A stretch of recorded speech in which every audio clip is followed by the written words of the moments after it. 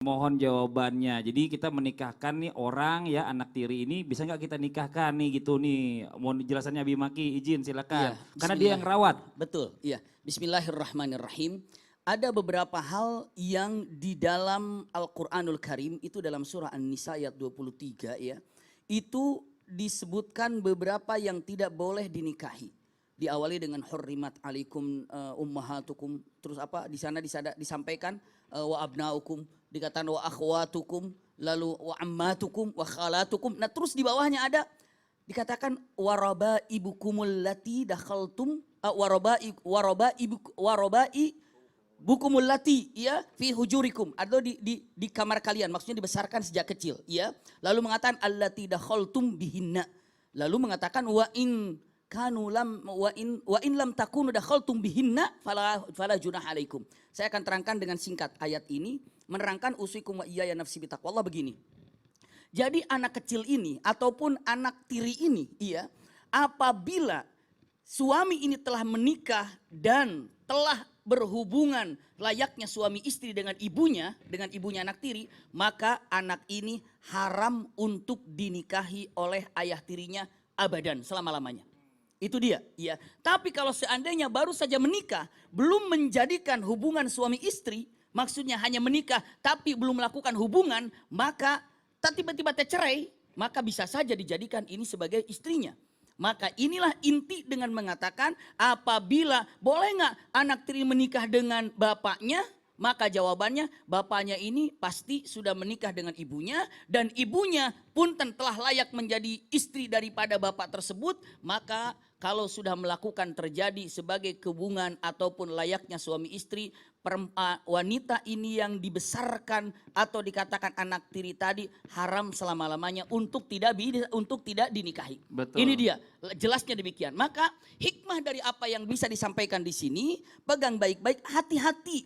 Jangan ada pernikahan yang diharamkan di dalam syariat. Seperti tadi. Ataupun yang paling banyak itu karena mahram, mengerikan sekali. Maka pentingnya kenapa kita harus istikharah. Dalam istikharah itu sholat istikharah bukan hanya Allah memberikan petunjuk dia baik atau tidak baik. Bahkan dalam istikharah bisa menunjukkan ini adalah halal atau tidak halal. Ini pernah terjadi. Punten, satu waktu sahabat kami yang sangat kami sayangi ini, subhanallah dia istikharah. Untuk melakukan seperti itu. Setelah istikharah ternyata Allah tunjukkan dengan mengatakan baik atau tidak baik. Dia hanya mimpinya itu menggoreng atau sedang menggoreng telur. Begitu dibuka di minyak, ternyata begitu dibuka air. Air dengan minyak gak bisa bersatu. 2 kali begitu, ketiga kali begitu. Lalu bertanya kepada guru ataupun orang yang alim, labib nasih. Beliau mengatakan, coba cek calonmu itu seperti apa. Bagaimana? Dicek, ternyata pernah satu susu. Oh. Subhanallah. Nah Allah tunjukkan bukan hanya matan baik dan tidak baik. Jadi kalau istikharah ini bukan hanya ingin mengatakan dia baik buat saya apa buruk ya. Bukan hanya itu, tapi apa? Hal yang melanggar syariat itu pun ditunjukkan. Sahabat kami ada di Mekah Al-Mukarramah, itu sudah punya anak 4.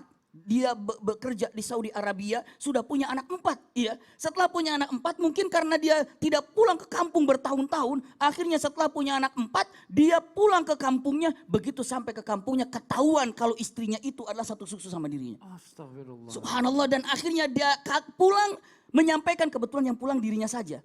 Dia sampai ke istrinya disampaikan dengan berat hati, kalau kita satu susu. Bukankah dulu ibumu gini, kamu tinggal di sini dulu, bertetangga dengan fulan. Iya, saya pun dulu tinggal di situ dan bertetangga dan saya dititipkan kepada dia. Maka hati-hati seorang ibu ketika dititipkan anak, jangan sembarangan menyusunya juga. Apalagi zaman sekarang banyak banget tuh yang ngasih donor susu, donor ASI. Itu harus banget hati-hati. Aduh, hati-hati. ya Maka apa yang terjadi dan usikum wa iyaya nafsi bitaqwallah, dengan berat hati orang itu terpisah rumahnya. Lalu anaknya dibesarkan, lalu mengatakan aku tetap setia kepadamu tapi tidak bisa menikah dengan orang lain. Kenapa? Saya setia kepadamu. Dan aku pun setia kepada dirinya, kata si perempuan itu. Akhirnya tinggal berada dalam beda rumah tapi sama-sama membesarkan anak tapi tidak bisa bersatu. Kenapa? Karena sudah tahu ini adalah adiknya atau ini adalah satu susunya.